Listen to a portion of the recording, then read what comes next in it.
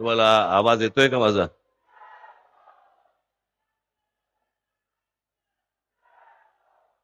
माझा आवाज येतोय सगळ्यांना?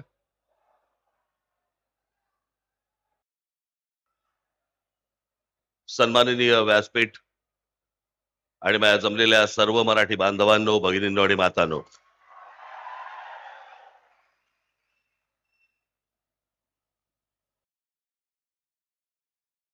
गेले 2 दिवस जरा थोडीशी तब्येत नरम आहे.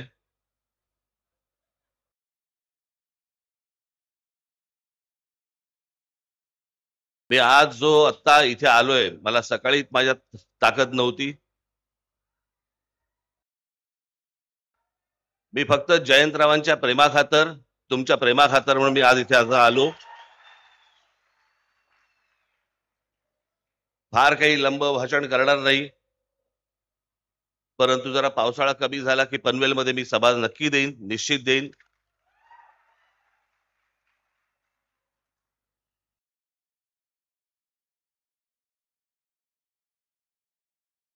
पण काय झालंय ते हल्ली डॉक्टर सांगत नाहीत.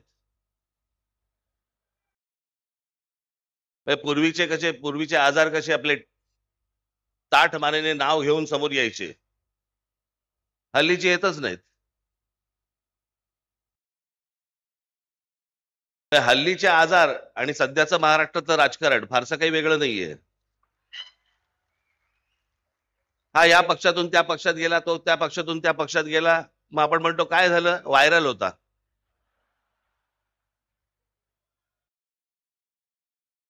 हे सगळे महाराष्ट्रात व्हायरल खूप फिरतायत.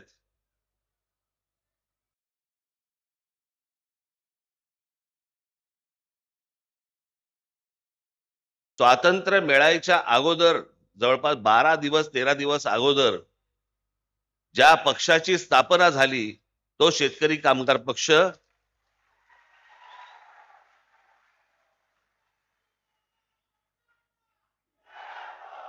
3 ऑगस्ट 1947 ला स्थापना झाली आणि 15 ऑगस्ट 1947 ला स्वातंत्र्य मिळालं.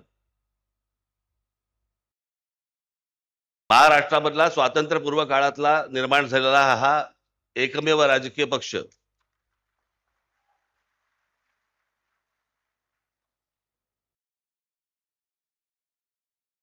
इतक्या वर्षानंतर देखील हे सगळं टिकून आहे, हे खरंच आश्चर्य आहे. मला अजूनही आठवतंय की 1981 साली शिवसेनेचं पहिलं अधिवेशन मुंबईला झालं होतं आणि त्या शिवसेनेच्या पहिल्या अधिवेशनाला प्रमुख पाहुणे म्हणून श्रीपाद अमृत डांगे आले होते, कम्युनिस्ट पक्षाचे. खरं तर शिवसेना आणि कम्युनिस्टांमध्ये कधी मधून विस्तवी जात नसे, पण राजकारण आणि राजकारणी हे उदार होते, मोठ्या मनाचे होते. मोठं मन आता संकुचित व्हायला लागले सगळ्यांचं. म्हणजे आज जर समजा विचार केला त्या गोष्टीचा, तर शिवसेनेच्या व्यासपीठावरती श्रीपाद अमृत डांगे येणं म्हणजे भगव्या व्यासपीठावरती लाल ध्वज येण्यासारखं होतं.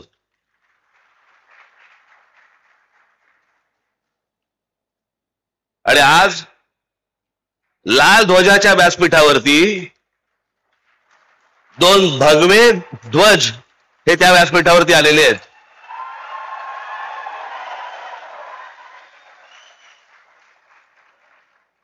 जयंतरावनी मला जेव्हा येऊन सांगितलं की तुम्ही यायला पाहिजे, आणि ते बाकी काय नाही, फक्त मराठीवर बोला. त्याच्यामुळे आता बाकी मला खरं तर शेका पक्षावरती खूप बोलायचं होतं, पण जयंतराव बोले नका बोलू, म्हणून त्याच्या मला काय बोलता नाही येणार होता. इथे मगाशी कोणीतरी उल्लेख केला की मी शेतकरी कामगार पक्षाच्या व्यासपीठावरती मी पहिल्यांदा येतोय. नाही, दुसऱ्यांदा येतोय.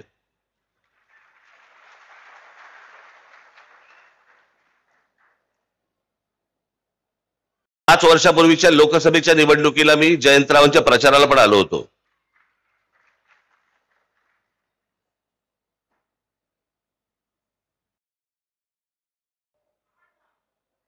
राजकीय पक्ष असतात, निवडणुका होतात, निवडणुका लढवल्या जातात, सगळ्या गोष्टी असतात. पण आजचा प्रमुख जो महाराष्ट्रामधला मुद्दा आहे आणि खास करून तो रायगड जिल्ह्याचा जो मुद्दा आहे तो मला असं वाटतं तुम्ही सर्वांनी समजून घेणं गरजेचं आहे, पक्षाचा विचार न करता.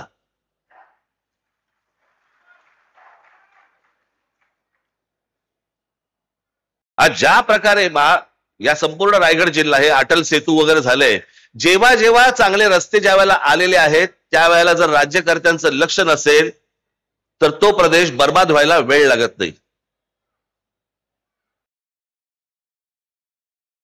आणि आपल्याकडच्या राज्यकर्त्यांचं तुम्हाला आता सध्या माहितीच आहे. महाराष्ट्र राज्याचा मुख्यमंत्री महाराष्ट्रात लहान मुलांना हिंदी कशी आणता येईल आणि शिकवता येईल याचा विचार करतोय. पण महाराष्ट्रामध्ये जे काम धंद्यासाठी येत आहेत त्यांना मराठी कशी येईल याचा विचार नाही मुख्यमंत्र्यांच्या मनात.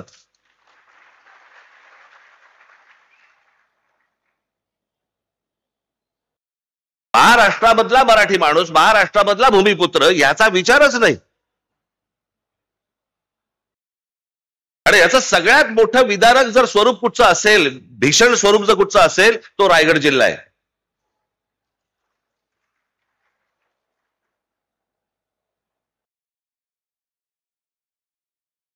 आज या रायगड जिल्ह्यामधल्या अनेक शेतकऱ्यांच्या जमिनी चालल्या आहेत. कुठे चालल्या आहेत, काय चालल्या आहेत? जमिनीचे व्यवहार करणारे पण आपलेच, कुंपणच शेत खात आहे.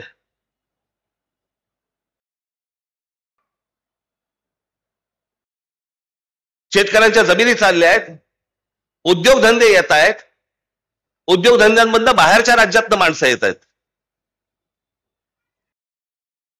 मी आज ज्या व्यासपीठावरती आलेलो आहे त्या पक्षाचं नाव आहे शेतकरी कामगार पक्ष.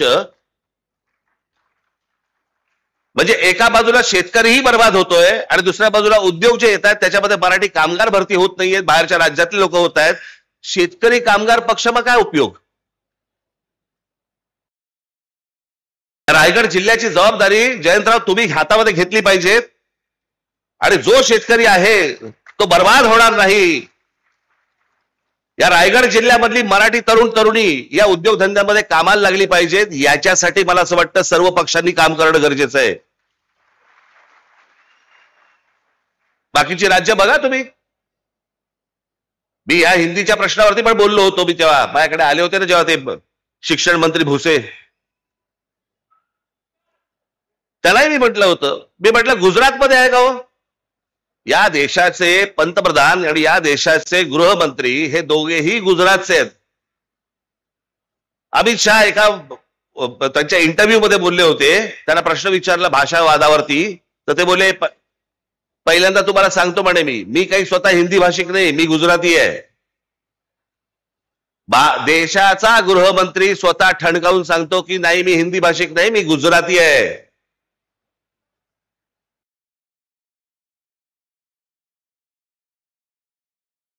आज पंतप्रधान नरेंद्र मोदी झाल्यानंतर महाराष्ट्रामधले अनेक प्रकल्प गुजरातमध्ये गेले. डायमंड मार्केट गुजरातमध्ये गेलं. प्रत्येक माणसाला आपल्या राज्याबद्दल प्रेम असतं. आम्ही बोललो की संकुचित कसे होतो?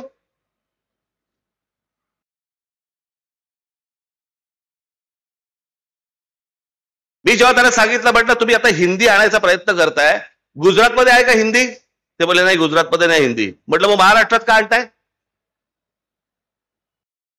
त्यांचं काय राजकारण चाललंय ना, मला असं वाटतं आपण ही गोष्ट नीट समजून घेणं गरजेचं आहे. राजकीय पक्ष निवडणुका येत राहतील, जात राहतील, सगळं होत राहील. मी मागे माझ्या भाषणात म्हणालो होतो ना, एकदा तुमची भाषा संपली आणि तुमची एकदा जमीन गेली, जगाच्या पाठीवर तुम्हाला कसलंही स्थान नाही, कसलंही स्थान नाही.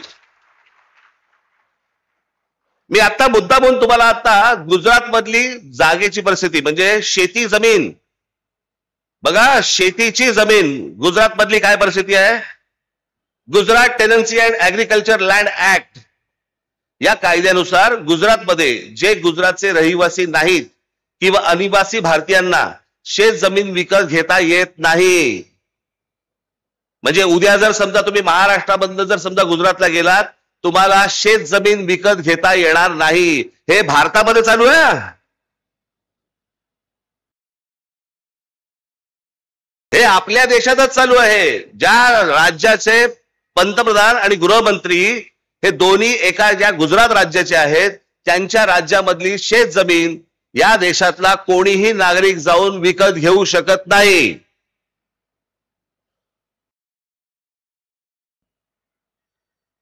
समजा ती विकत घ्यायची असेल तर फेमा नावाचा कायदा आहे, त्याच्या अंतर्गत रिझर्व्ह बँकेकडनं विशेष परवानगी घ्यावी लागते. प्रत्येक जण आपल्या राज्याचा विचार करत असतो, प्रत्येक जण आपल्या राज्यातल्या माणसांचा विचार करत असतो. आम्ही का नाही करायचा?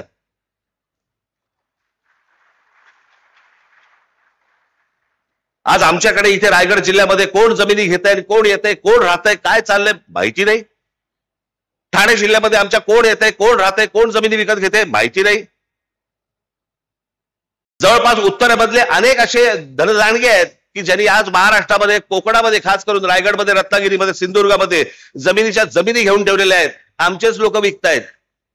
आमच्या लोकांना एवढंही कळत नाहीये की यातनं आम्हीच संपणार आहोत.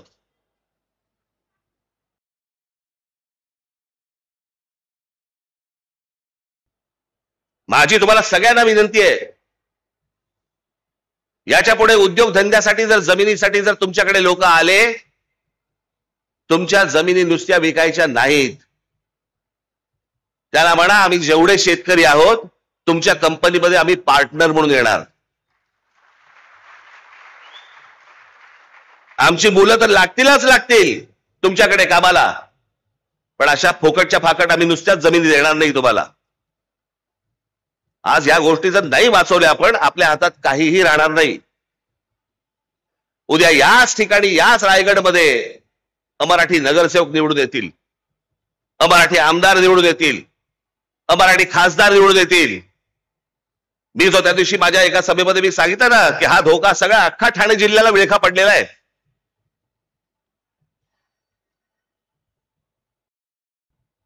आज इथे विमानतळ येत आहे, इथे अगोदर एक पोर्ट आहे. कोण माणसं येत आहेत, कोण नाही येत आहेत. मला असं वाटतं आपण सगळ्या पक्षांनी विचार केला पाहिजे की या येणाऱ्या नवीन विमानतळावरती सर्वाधिक जवळपास 100% ही मराठी मुलं आणि मराठी मुली कामाला लागल्या पाहिजेत तिकडे.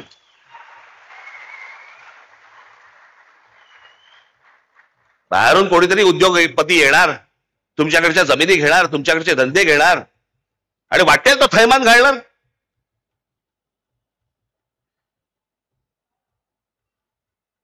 आता तुम्हाला म्हणे तुम्ही ह्या सगळ्या जमिनी आणि याच्यावरती म्हणे कायदा आणला राज्य सरकारने.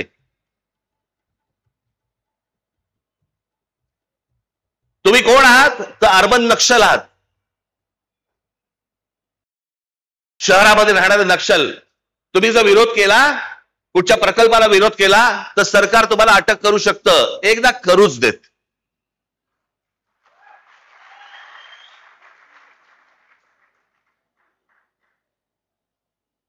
या महाराष्ट्रामध्ये मराठी माणसाच्या थडग्यावरती उद्योग नाही उभे राहणार.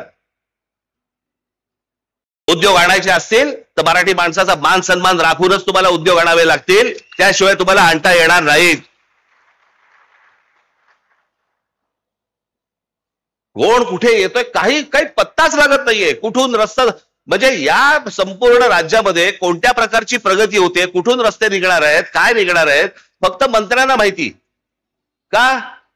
तेच ठरवणार आणि रस्ता व्हायच्या अगोदर तेच जमिनी घेणार आणि मग या सगळ्या उद्योगपतींशी व्यवहार करणार आणि मग सगळे गब्बर होणार आणि मग निवडणुकीच्या तोंडावरती विषय गेला बाजूला, विचार गेला बाजूला, फक्त तोंडावर तुमच्या पैसे फेकून मारणार आणि तुमच्याकडनं मतं घेणार. एवढा एकमेव उद्योग महाराष्ट्रात सुरू आहे. कोणी त्याच्या खोलात जाऊन बघायला तयार नाही, कोणी त्याच्या खोलात जाऊन विचार करायला तयार नाही की ह्याच्या पुढे काय होणार आपलं. थोडक्यात जमिनी विकायच्या, तुमच्याकडे काहीतरी चिटूर पिटूर काहीतरी येणार आणि मग ते पैसे आले की मग ते पण काढायला मोकळेच आहेत.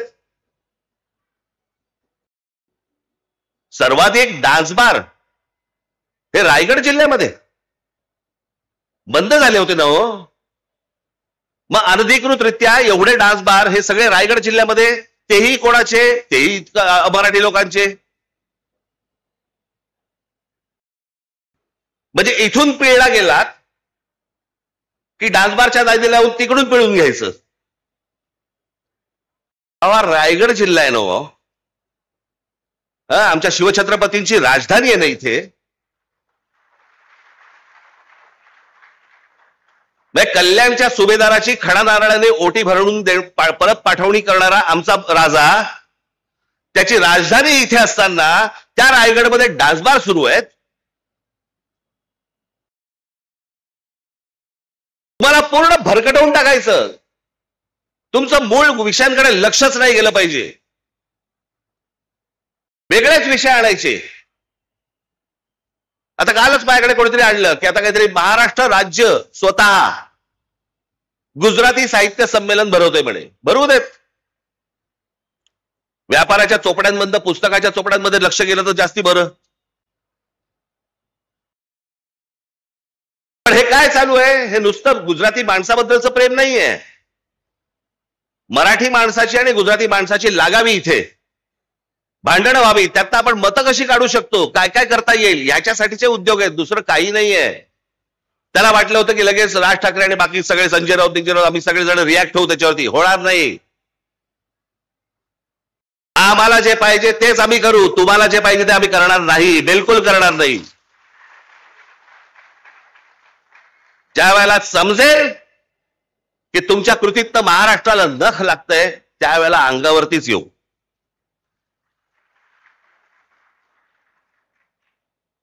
आज जो तुमच्याकडे समोर आलोय तो फक्त एवढ्यासाठीच आलोय, कान बंद ठेवू नका, डोळे बंद ठेवू नका.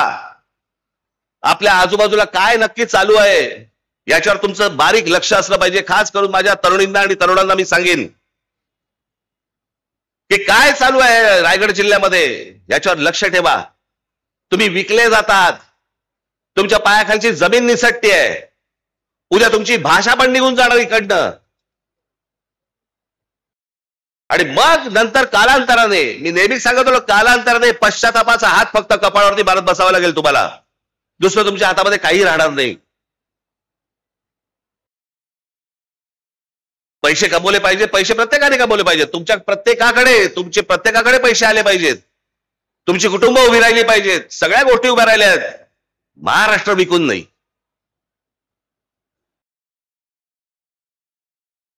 आज बाहेरच्या राज्यांमध्ये आपल्याबद्दलची काय बोलले जातं माहितीये?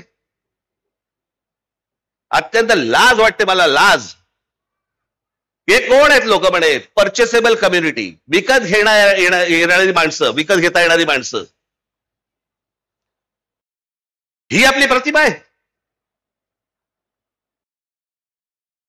जे सतत सांगत आल्यावर 1400 वर्ष राज्य केलेला हा महाराष्ट्र या हिंद प्रांतावरती, तो विकला जातो. तो बिकाऊ आहे. त्यातली माणसं विकली जातात. आपलं सगळं जमीन बिमीन, सगळं भाषा भिषा, सगळ्या गोष्टी सोडून द्यायला तयार होतो. असा आपण आपला महाराष्ट्र आहे. कशासाठी पुतळे ठेवायचे शिवाजी महाराजांचे? डेकोरेशन म्हणून. या गोष्टी शिकवल्या या माणसाने आम्हाला. म्हणजे फारसी शब्द या महाराष्ट्रामध्ये असू नये याच्यासाठी स्वतःचा राजशब्द कोश काढणारा हा माणूस, ज्याने तुम्ही मराठीत बोललं पाहिजे म्हणून सांगितलं, त्या महाराष्ट्रामध्ये आम्ही आमची भाषा विसरतोय, आमच्या जमिनी घालवतोय, आमचं सत्व घालवतोय, आमचा स्वाभिमान घालवतोय. एक बाबासाहेब पुरंदरेचं एक फार छान वाक्य होतं, ज्या वेळेला स्वाभिमान शून्य माणसं ज्यावेळेला होतात ना, त्याला उरतात फक्त जिवंत प्रेत. तुम्ही जिवंत प्रेतांसारखे असता कामा नाहीत. हा महाराष्ट्र आहे. देशाला दिशा देणारा महाराष्ट्र आहे. त्याची स्वतःची दशा होता कामा नये.